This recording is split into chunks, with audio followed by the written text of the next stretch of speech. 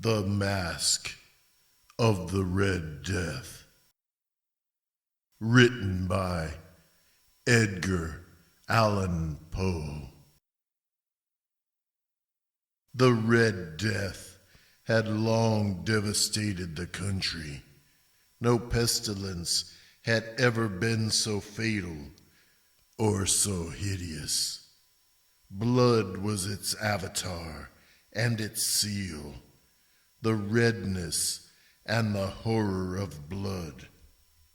There were sharp pains and sudden dizziness, and then profuse bleeding at the pores with dissolution.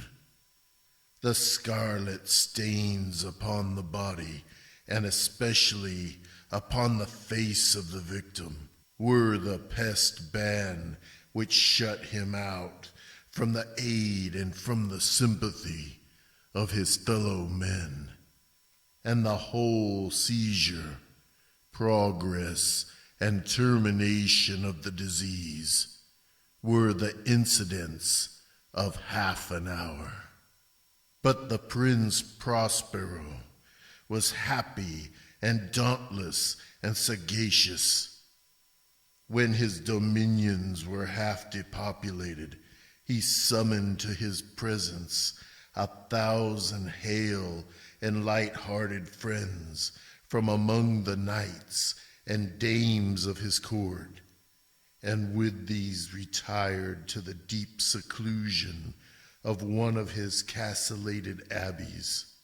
This was an extensive and magnificent structure, the creation of the prince's own eccentric yet august taste. A strong and lofty wall girdled it in. This wall had gates of iron. The courtiers, having entered, brought furnaces and massy hammers and welded the bolts. They resolved to leave means neither of ingress or egress to the sudden impulses of despair or of frenzy from within. The abbey was amply provisioned. With such precautions, the courtiers might bid defiance to contagion. The external world could take care of itself. In the meantime, it was folly to grieve or to think. The prince had provided all the appliances of pleasure. There were buffoons, there were improvisatori, there were ballet dancers, there were musicians, there was beauty, there was wine. All these and security were within. Without was the Red Death. It was toward the close of the 5th or 6th month of his seclusion, and while the pestilence raged most furiously abroad, that the Prince Prospero entertained his 1,000 friends at a masked ball of the most unusual magnificence. It was a voluptuous scene, that masquerade. But first, let me tell you of the rooms in which it was held. There were 7, an imperial suite. In many palaces, however, such suites form a long and straight vista, while the folding doors slide back nearly to the walls on either hand, so that the view of the whole extent is scarcely impeded. Here the case was very different, as might have been expected from the Duke's love of the bazaar. The apartments were so irregularly disposed that the vision embraced but little more than one at a time. There was a sharp turn at every 20 or 30 yards, and at each turn a novel effect. To the right and left, in the middle of each wall, a tall and narrow Gothic window looked out upon a closed corridor which pursued the windings of the suite. These windows were of stained glass, whose color varied in accordance with the prevailing hue of the decorations of the chamber into which it opened. That at the eastern extremity was hung, for example, in blue, and vividly blue were its windows. The second chamber was purple in its ornaments and tapestries, and here the panes were purple. The third was green throughout, and so were the casements. The fourth was furnished and lighted with orange, the fifth with white, the sixth with violet. The seventh apartment was closely shrouded in black velvet tapestries that hung all over the ceiling and down the walls, falling in heavy folds upon a carpet of the same material and hue. But in this chamber only, the color of the windows failed to correspond with the decorations. The panes here were scarlet, a deep blood color. Now in no one of the 7 apartments was there any lamp or candelabrum. Amid the profusion of golden ornaments that lay scattered to and fro or depended from the roof, there was no light of any kind emanating from lamp or candle within the suite of chambers. But in the corridors that followed the suite, there stood, opposite to each window, a heavy tripod, bearing a brazier of fire that projected its rays through the tinted glass and so glaringly illumined the room. And thus were produced a multitude of gaudy and fantastic appearances.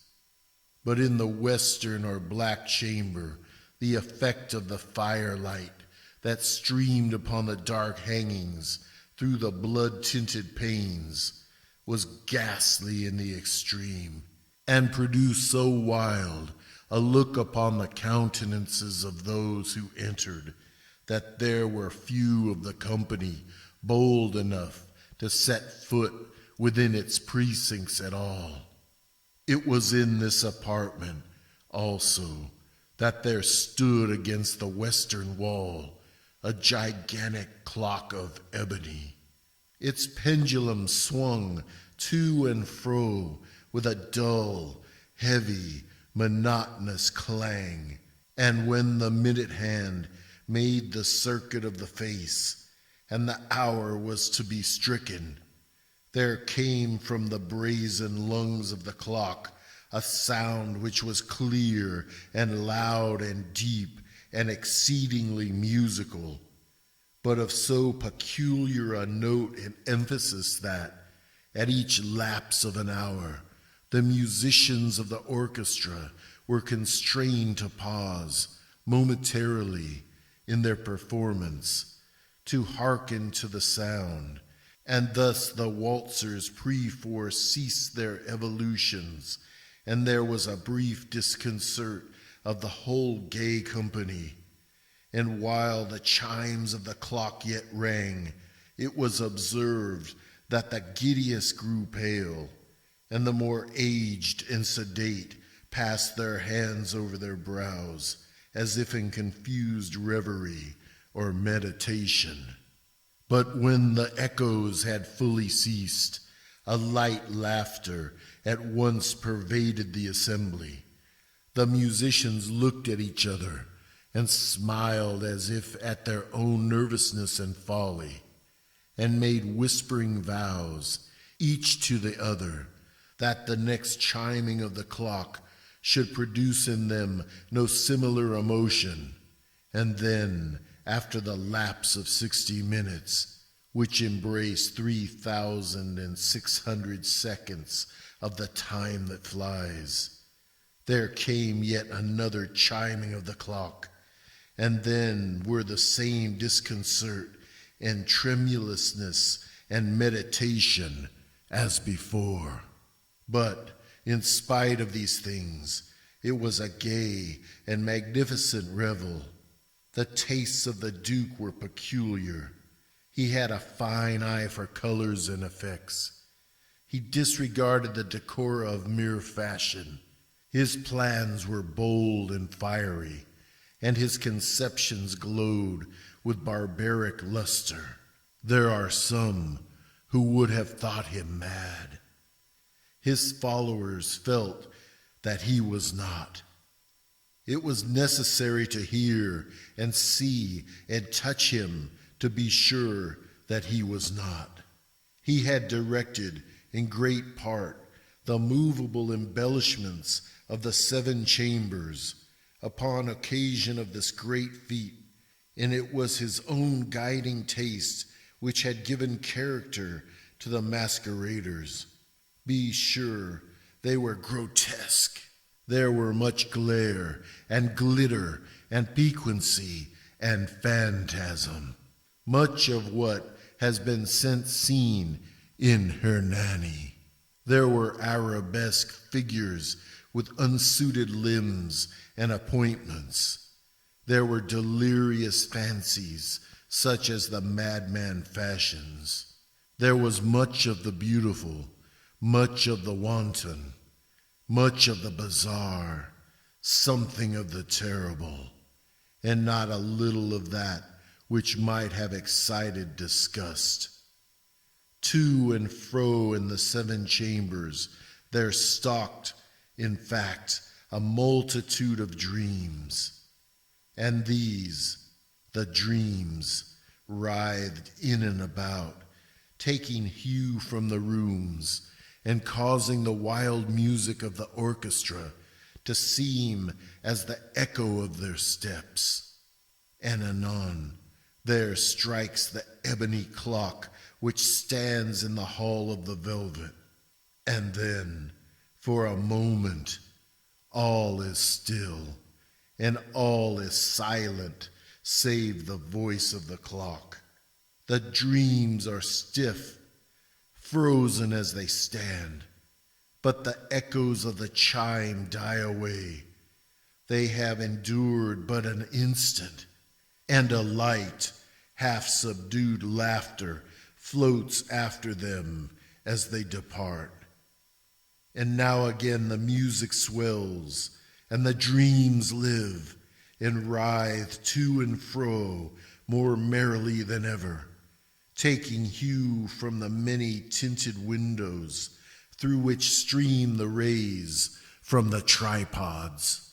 But to the chamber which lies most westwardly of the 7, there are now none of the maskers who venture, for the night is waning away, and there flows a ruddier light through the blood-colored panes, and the blackness of the sable drapery appalls, and to him whose foot falls upon the sable carpet, there comes from the near clock of ebony a muffled peal more solemnly emphatic than any which reaches their ears who indulge in the more remote gaieties of the other apartments.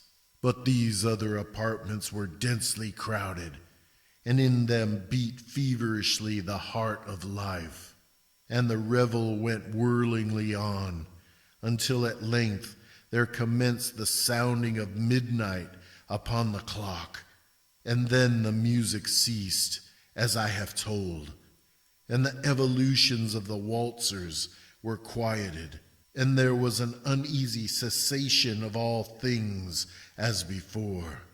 But now there were 12 strokes to be sounded by the bell of the clock, and thus it happened, perhaps, that more of thought crept, with more of time, into the meditations of the thoughtful among those who reveled. And thus, too, it happened, perhaps, that before the last echoes of the last chime had utterly sunk into silence, there were many individuals in the crowd who had found leisure to become aware of the presence of a masked figure which had arrested the attention of no single individual before. And the rumor of this new presence having spread itself whisperingly around, there arose at length from the whole company a buzz or murmur expressive of disapprobation and surprise, then finally of terror, of horror, and of disgust. In an assembly of phantasms such as I have painted, it may well be supposed that no ordinary appearance could have excited such sensation.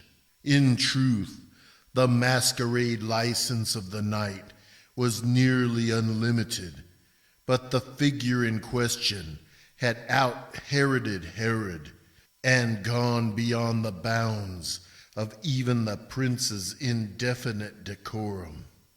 There are chords in the hearts of the most reckless which cannot be touched without emotion. Even with the utterly lost, to whom life and death are equally jests, there are matters of which no jest can be made. The whole company, indeed, seemed now deeply to feel that in the costume and bearing of the stranger, neither wit nor propriety existed. The figure was tall and gaunt, and shrouded from head to foot in the habiliments of the grave. The mask which concealed the visage was made so nearly to resemble the countenance of a stiffened corpse that the closest scrutiny must have had difficulty in detecting the cheat. And yet all this might have been endured, if not approved, by the mad revelers around. But the mummer had gone so far as to assume the type of the Red Death. His vesture was dabbled in blood, and his broad brow, with all the features of the face, was besprinkled with the scarlet horror. When the eyes of Prince Prospero fell upon this spectral image, which with a slow and solemn movement, as if more fully to sustain its role, stalked to and fro among the waltzers, he was seen to be convulsed, in the first moment with a strong shudder, either of terror or distaste, but in the next, his brow reddened with rage. "Who dares?" he demanded hoarsely of the courtiers who stood near him.